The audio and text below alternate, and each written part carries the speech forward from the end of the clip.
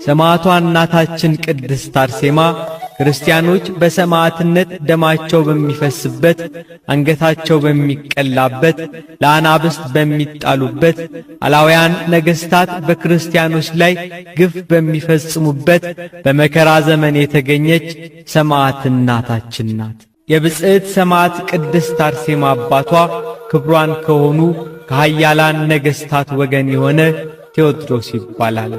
እናቷ ከቤተ ክርስቲያን ሹማምንት ከጳጳሳት ወገን የሆነች አትናስያ ትባላለች። እነርሱም እግዚአብሔርን የሚፈሩ በጾምና በጸሎት በምጽዋት በስግደት የጸኑ ደጋጎች ነበሩ። ነገር ግን ልጅ አልነበራቸውም።